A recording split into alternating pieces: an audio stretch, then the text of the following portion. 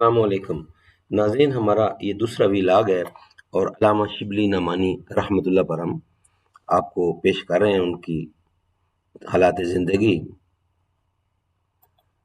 جناب، جو پہلا ویلاگ ہے اس کے اندر کچھ چیزیں رہتی تھیں، وہ ہم آپ کی خدمت میں پیش کر رہے ہیں. ایک تو یہ ہے کہ اس میں ہے آغاز کے پروفیسر آرنڈ سے فرانسیسی سیکھی. انہوں نے فرانسیسی کیوں سیکھی؟ فرانسیسی ہند یوپی زبانوں کے خاندان کی ایک زبان ہے جس کا تعلق رومنی زبانوں سے ہے. یہ رومنی سلطنت کی عامیانہ لاطینی زبان سے بنی ہے، جیسا کہ تمام رومنی زبانوں کے ساتھ ہوا ہے. فرانسیسی زبان گولیو رومنی زبان سے ترقی کرتی ہوئی اپنی نئی شکل وجود میں آئی. گول رومنی گول علاقہ کی لاطینی زبان ہے، بالخصوص شمالی گول میں یہ رائج ہے.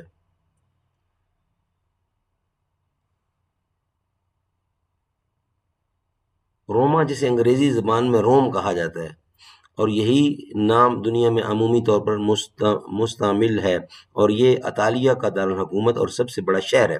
یہ ایک خاص کمونے جس کا نام کمونے دی روما کے بیلٹے 1285 کلومیٹر دو رہائشیوں کے ساتھ روم ملک کا سب سے زیادہ آبادی والا کمونہ، یعنی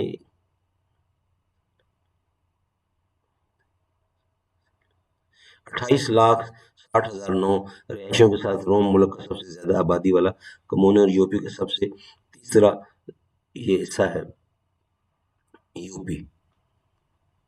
اور شام، یہ سیریا کو بولتے ہیں شام.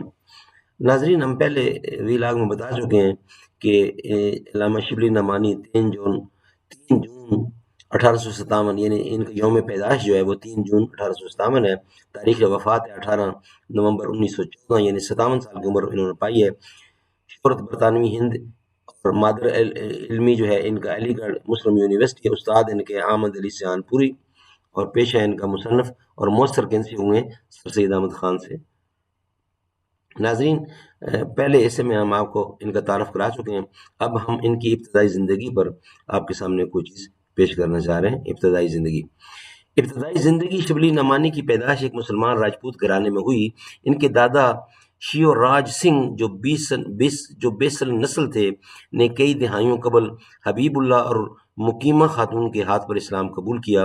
ان کا نام ایک صوفی بزرگ ابو بکر شبلی کے نام پر شبلی رکھا گیا، جو جنید بغدادی کے شاگرد تھے.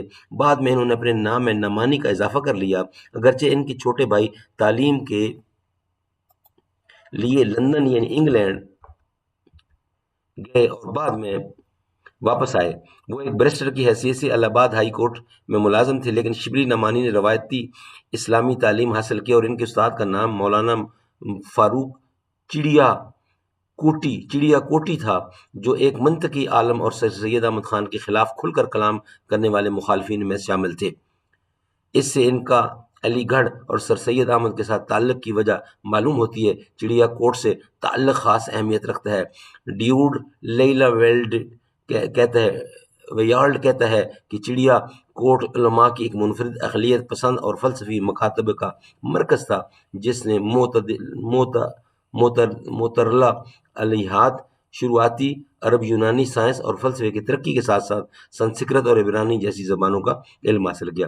اس لیے نعمانی کے پاس علی گڑھ کی طرف متوجہ اور دور ہونے کی وجوہات تھیں.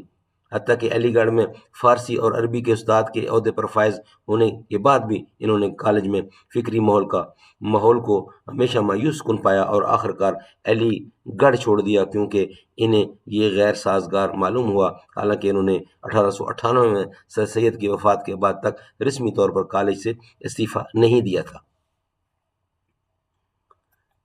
ناظرین، یہ تھا ابتدائیہ شبلی نعمانی کا ابتدائی زندگی کا کچھ حصہ ہم نے آپ کے سامنے پیش کیا ہے، اور انشاءاللہ بھی ان کا بہت بڑی ڈیٹیل ہے، ان کے اوپر انہوں نے بہت بڑی اسلام کی خدمت کی ہے. تو انشاءاللہ نیکسٹ ویلاگ میں ان کا ہم آپ کے سامنے اور باقی حصہ بھی پیش کریں گے.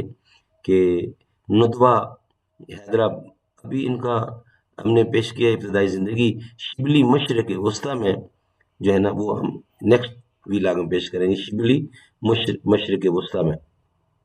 اللہ تعالیٰ سمجھ کی توفیق عطا فرمائے، آمین ثم آمین۔